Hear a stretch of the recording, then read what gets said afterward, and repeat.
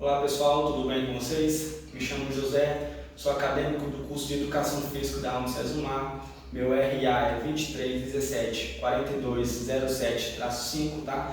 E hoje eu vou explicar um pouquinho nesse vídeo como proceder em uma vítima que acabou sofrendo uma parada cardiorrespiratória, tá? Como proceder, quais os passos tomar para que a vida dessa vítima ela possa ser socorrida, tá ok? Vamos lá. O primeiro passo, como a gente reconhecer a responsividade dessa vítima, tá? A vítima, a gente está, por exemplo, aqui, não dá para vocês verem, mas eu estou no espaço de academia. Vamos supor que a vítima estava numa academia, poucos alunos, e ela foi para um espaço que tinha poucas pessoas e algumas pessoas não viram o momento que ela caiu, tá? Como proceder? Então, aquela pessoa está ali no chão. Aí a gente chegou, a gente tem que reconhecer se a vítima está consciente ou não, tá bom? Então o que a gente vai fazer? A vítima está lá no chão, os olhos fechados, a gente vai se aproximar da vítima aqui, tá? Ela tá lá no chão, então a gente vai ter que saber se ela está consciente ou inconsciente, tá? A gente vai chegar perto aqui e vai chamar pelo nome, fulano, tá? Exceto se essa pessoa não responder, tá pessoal? Então ela está num processo de irresponsabilidade, essa pessoa não está respondendo. A partir daí a gente tem que tomar as providências, tá bom? Essa é uma forma da gente reconhecer se a pessoa está responsiva ou não. Por que não tocar? Por que não mexer na pessoa, tá? Vamos supor que essa aqui é um outro caso, não é uma parada cardiorrespiratória. Você então não pode tocar, movimentar a pessoa, porque você não sabe o que aconteceu com ela, se foi um acidente, e se esse movimento que você vai fazer com essa pessoa, porventura não vai provocar uma outra lesão, provocar um risco ainda maior para essa pessoa que já está inconsciente, tá ok? Então, a partir do momento que a gente conversou, chamou a pessoa, ela não respondeu, já ela está no estágio de uma pessoa não responsível, tá? Então ela não está respondendo, beleza? Pessoal, e esse segundo passo, tá? É a gente reconhecer os sinais e os sintomas que essa pessoa está apresentando, tá? Como ela é uma pessoa que está de forma inconsciente, ela não está respondendo, tá? A gente tem algumas formas de observar os sinais que essa pessoa está apresentando. O primeiro deles, tá? É a gente ir analisar a frequência respiratória dessa pessoa, tá? Como a gente vai avaliar a frequência respiratória dessa pessoa? Ela está inconsciente. Uma das formas da gente avaliar, a gente olhar, é a caixa torácica, tá? A caixa torácica da pessoa ela vai expandir e ela vai relaxar. Então, nesse momento, a gente percebe que está tendo um movimento torácico. Mas vamos supor que a pessoa está numa parada cardiorrespiratória. Os primeiros passos é em dentro de 10 segundos a gente analisar se há esse movimento da caixa torácica. Se não há esse movimento da caixa torácica, a gente já entende que há uma parada cardiorrespiratória. Então a gente já precisa acionar, precisa tomar os passos para que a gente consiga aí salvar essa pessoa, beleza? Além da caixa respiratória, a gente também pode analisar ali o pulso, tá, dessa pessoa, para a gente entender como é que está a circulação dessa pessoa, tá bom? O sangue dela. Para pulso, tá pessoal? Para adultos a gente consegue fazer em alguns pontos, tá bom? Na carótida, na artéria carótida, tá? Na artéria braquial, radial e também na femoral, beleza? Mas vamos lá, a partir desse momento a gente entendeu que a pessoa está em cardiorrespiratória e a gente já analisou que a caixa torácica dela não está expandindo, tá bom? Então o primeiro passo, tá pessoal? Pessoal, o primeiro passo que a gente tem que fazer é acionar o socorro, tá bom? Imediatamente. Nós, como profissionais de educação física, nós temos a noção básica para salvar a vida, tá? Mas nós temos que o primeiro passo acionar o socorro para que essa pessoa tenha a maior chance de sobrevivência, tá? Então vamos lá, acionou o socorro. Então pessoal, nós vamos ligar para o serviço, tá? Que é o 192, é o número da urgência e emergência.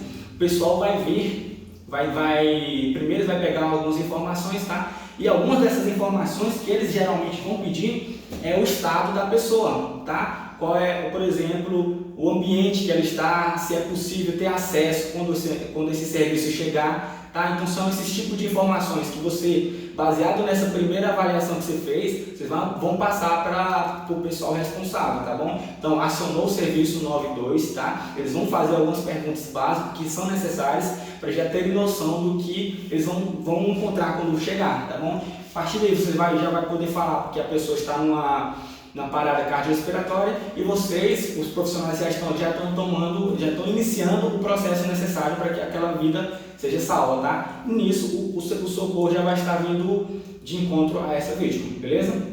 E para o próximo passo, pessoal, vamos explicar, tá? Como proceder no momento de ressuscitação cardiorrespiratória, tá bom? Bora lá, então, para esse momento, tá, pessoal, de mostrar como que se procede, como se faz um movimento para ressuscitação de parada cardiorrespiratória, eu trouxe aqui meus travesseiros, que são meus voluntários hoje, tá? E vou explicar um pouquinho para vocês. Vamos supor que essa pessoa que estava na academia, ela está com aqueles equipamentos de frequência respiratória, aqueles equipamentos que monitoram a frequência respiratória da pessoa, que geralmente fica nessa região do tórax aqui, abaixo do mamilo, né? Ela fica nessa região, porque vamos supor que é uma pessoa que gosta de monitorar o seu treino, monitorar o seu processo, é um atleta amador, né? Que está monitorando o seu processo ali na academia. Então ele vai ter esse aparelho aqui no peito. É um exemplo que eu falei disso aqui, por quê? Porque quando você vai fazer um movimento de ressuscitação de parada cardiorrespiratória, você precisa desobstruir todo e qualquer objeto que estiver aqui nessa região, tá? Ou seja, você precisa ter um tórax limpo.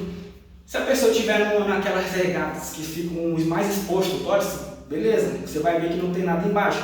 Mas se ela estiver numa camisa fechada assim, por exemplo, vai ter esse aparelho. Então, o que é necessário? Você tem que se atentar a isso, tá? Porque na hora de fazer a compressão, você pode, esse pequeno objeto pode te prejudicar na hora de fazer o movimento, beleza? Então, um dos passos é ter o tórax exposto, de preferência exposto, para que o processo de movimento seja mais eficiente, beleza?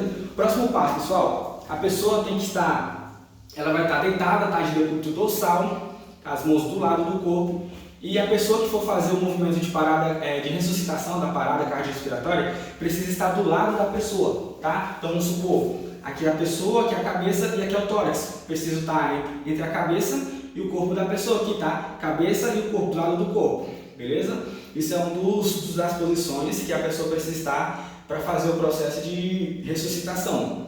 Pessoal, vamos lá, para um dos outros passos, tá? O que vai acontecer? Vou colocar a palma da minha mão, tá, no tórax da pessoa, uma vez que o tórax da pessoa já está livre, tá, não tem nenhum objeto ou nenhuma camisa ou um vestimento que prejudique esse processo de massagem, tá bom? Nós vamos fazer o quê? Apoiar uma mão sobre o tórax da pessoa, abaixo do externo, tá, pessoal? A palma da mão, tá? E a outra palma da mão, vou fazer com essa palma da mão, a outra palma da mão vai em cima da primeira, tá? Agora a partir daqui a gente precisa entender alguns pontos importantes.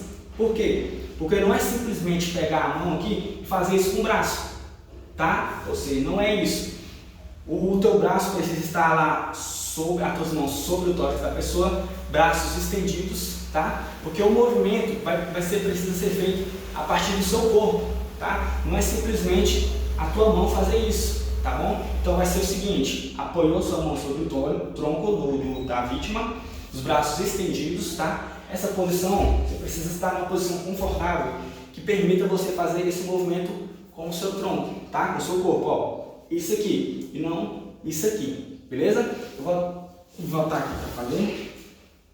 Beleza, o próximo passo é, a partir do momento que a gente já apoiou as mãos corretas, o braço também de forma correta, agora vamos para o movimento, ó, tronco, corpo, força do corpo, ó, beleza? Tá, mas aí a gente só tá aqui, só tá empurrando, só tá batendo, só tá indo empurrando, mas o importante, quantas compressões fazer e qual a profundidade que deve ser alcançada em adultos, tá, pessoal? Para que esse movimento seja bem sucedido. Vamos lá. Se nessa academia que nós falamos do exemplo inicialmente, só tiver um profissional no momento desse imprevisto, desse incidente, tá? O que vai ser feito? O procedimento que nós já falamos, tá? Vai se posicionar do lado da vítima, as mãos, os braços bem firmes, e precisa ser feito 30 compressões para 2 ventilações. Já vou explicar o que são as ventilações, tá bom? Então, são 30 movimentos de massagem para 2 ventilações. Tá, fez a massagem, já sabe que são 30 compressões, mas qual a profundidade deve ser alcançada para que esse movimento seja bem sucedido? Além de fazer as compressões, tanto de forma correta do braço, do tronco e da quantidade, é preciso ter uma profundidade de no mínimo 5 centímetros, tá pessoal? Para que esse movimento seja bem sucedido.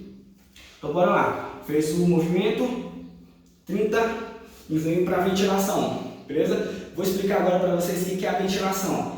A pessoa, quando está fazendo sozinha esse movimento, ela precisa se atentar em fazer essa massagem no tórax da pessoa e ao mesmo tempo ela precisa se preocupar em fazer a ventilação. A ventilação nada mais é do que jogar o ar para dentro dessa pessoa, dentro da pessoa, para que ela tenha essa, digamos, uma facilidade na recuperação, beleza?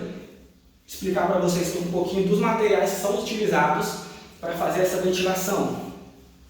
Antigamente as pessoas, principalmente as leigas, né, elas tinham esse movimento de fazer aqui e imediatamente vir com a boca e assoprar dentro da pessoa. Esse processo ainda é feito, tá pessoal? Mas o que acontece? Depois um movimento, principalmente esse movimento pós-pandemia, que a gente entende que é super importante a gente se atentar a essa transferência de possíveis doenças, né?